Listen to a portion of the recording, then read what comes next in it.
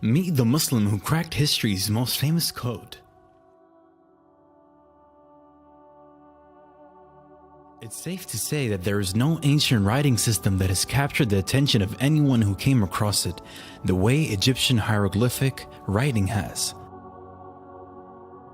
For centuries, emperors, scholars, travelers, grave robbers, and many others have stopped by the walls of Egypt's enduring monuments to examine the mysterious symbols and images etched into the stone, thinking about what they might mean. It was in the 1820s that the French scholar Jean-François Champollion finally cracked the code, opening the door for the world to study and discover the incredible ancient history of Egypt in a way that had previously been impossible.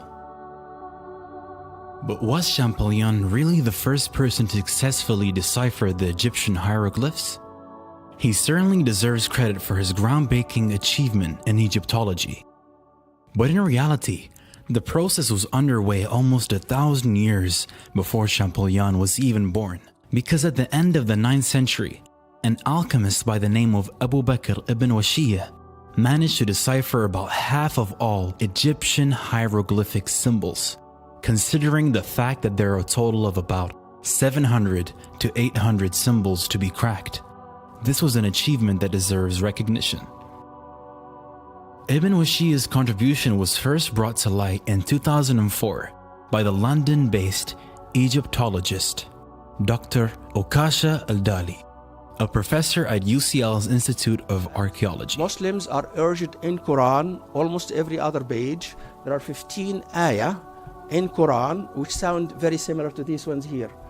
All these ayahs encourage Muslims and entice them into looking around them on the universe and study what they see around them.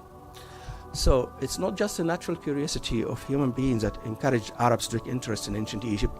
It is all these ayahs in Quran that entice and encourage Muslims to take closer look and study the world around them, the world of the ancient civilizations, ancient cultures, if only to establish the reasons of this demise and learn the fate and avoid it. If people were whatever wrong they did and they were destroyed as a result, then Muslims should learn the lesson and don't do the same. Al-Dali did extensive research on the study of ancient Egypt in medieval Arab Islamic writing and convincingly argued that not only did Muslims express a deep interest in the study of ancient civilizations, but that they could also correctly decipher Egyptian hieroglyphic script. But who was this Ibn Washiyah? And why was he trying to decipher the hieroglyphs in the first place? The little information we have about his background is hopelessly confusing. He lived in Kufa, Iraq, during the Abbasid period, when the scholarly and scientific movement at the famous House of Wisdom in nearby Baghdad was in full swing. And he was an alchemist, which was probably in the hope of discovering the ancient Egyptians' secrets of alchemy that he was trying to decipher, their mysterious system of writing. He hacked other cryptic alphabets as well, 93 of them, in fact including alphabets used by the ancient Babylonian, Egyptian, Semitic, Hellenistic, and Hindu civilizations.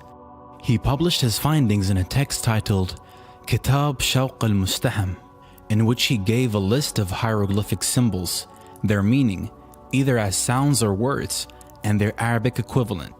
Al-Dali compared Ibn Washiyah's conclusions on hieroglyphics with Egyptologists' modern-day understanding of them and found them to be accurate. The discovery of Ibn Washiyah's contribution opened up the discussion of the role of classical Muslim thinkers in the field of Egyptology, which had been ignored for centuries, partly because of a prevailing Eurocentric emphasis on history, and partly because the relevant manuscripts were scattered and not accounted for. Just a few years after Al-Dali's revelations, some historians have already begun to recognize Ibn Washiyah as the first real Egyptologist in history.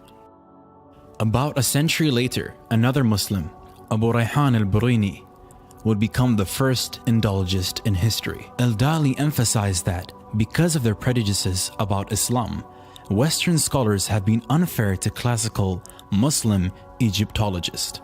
Western culture misinterprets Islam because we in the West think teaching of civilizations before the Quran is shunned, which isn't the case, he said.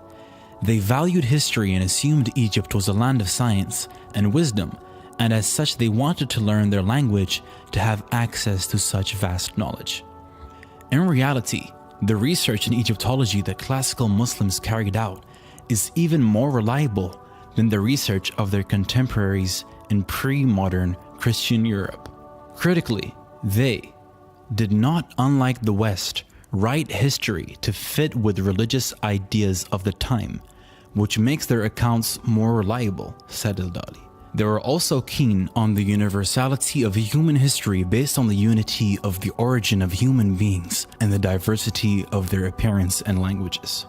Ibn Washiyya is just one example of the general attitude towards ancient civilizations that Dr. Al-Dali is describing in these statements. Shortly before Ibn Washiyya's time, the famous Abbasid Khalif al-Ma'mun had visited Egypt while on a military campaign and had asked a sage, Ayyub ibn Maslama, to try to translate the fascinating hieroglyphics for him.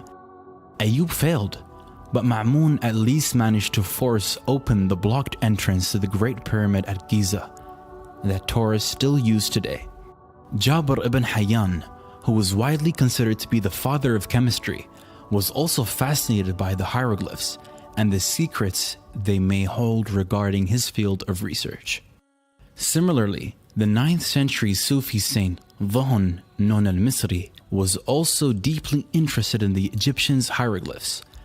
The classical historian al-Mas'udi described him as one of those who educate the history of these Egyptian temple ruins. He roamed among them and examined a great quantity of figures and inscriptions.